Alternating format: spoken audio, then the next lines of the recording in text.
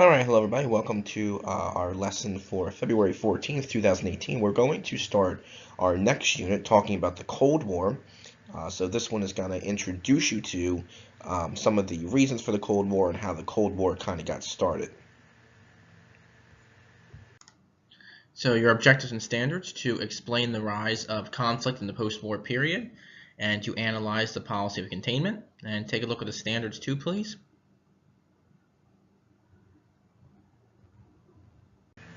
And our desired result here, how did the Cold War begin? So I want you to think about some of the reasons and elements that led to the Cold War, that kind of caused this kind of uh, standoff between the United States and the Soviet Union and their allies. All right, so at the end of the war, the United States and the Soviet Union were both skeptical of each other. We're going to talk about even during World War II, both the Soviet Union and the United States were kind of skeptical of each other. So in the Soviet Union, what you have is a state or a government that controls all economic activity, which is under a totalitarian government. Okay, so it's just like a dictatorship. Okay, and that's in comparison to the United States, where private citizens controlled the economy in a government that was elected by them. You know, we know that in the United States we elect our own leaders. So that's in comparison to the Soviet Union, where things are much different. So that raises some issues between the two countries. So during the war, the United States was angry at Stalin and the Soviet Union for forming an alliance with Hitler and Germany at the beginning of the war.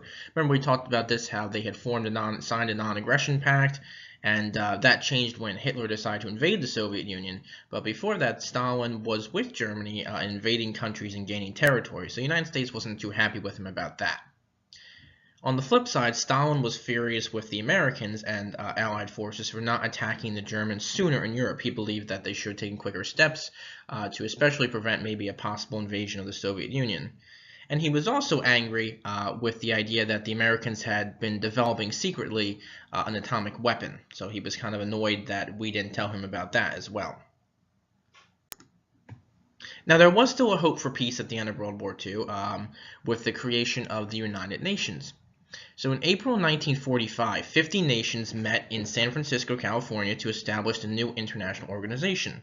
Now, this was kind of like the League of Nations, which we had talked about after World War I. Their goal was to establish world peace, settle disputes between countries, but the difference between them and the League of Nations is they have a little more power, and that's why they are kind of still around today as well.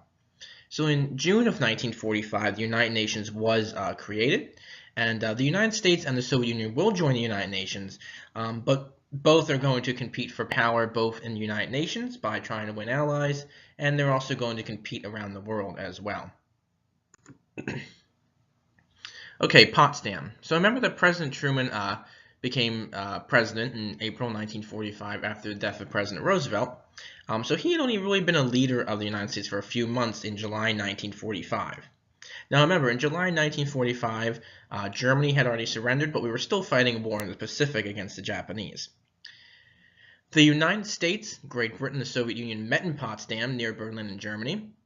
Truman, who was President of the United States, Attlee, who was the Prime Minister of Great Britain. A side note here is that Churchill was no longer Prime Minister. His party had lost in some elections, and so he was kind of ousted from power as Prime Minister. And Stalin, who had been in control the whole time, met to discuss the end of the war.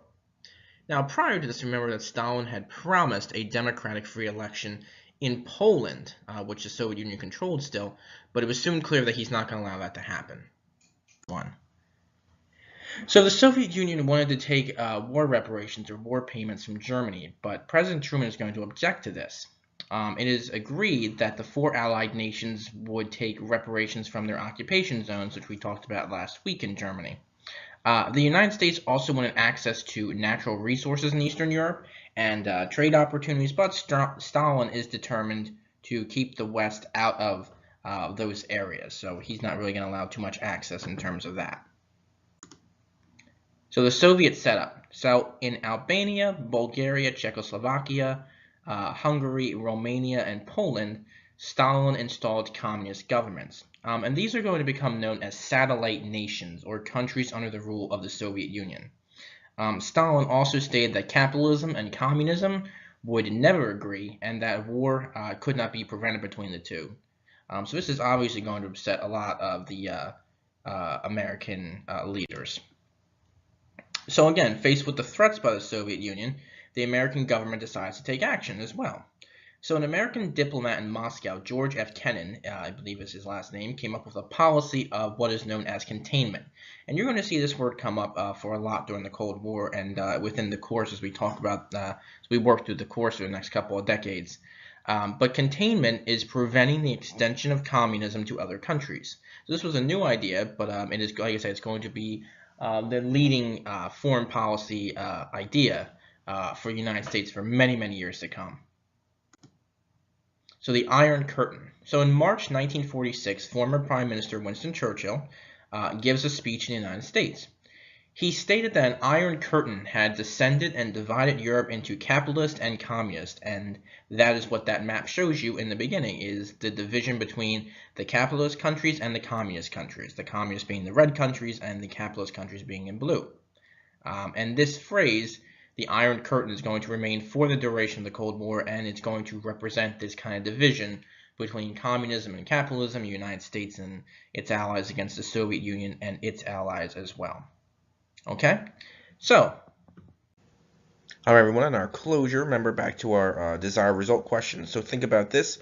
What are the origins of the Cold War? What are some of the main causes and some of the background to it that lead to this kind of standoff between the United States, the Soviet Union, and their allies as well? All right, hope you have a great rest of your day or night. Talk to you later.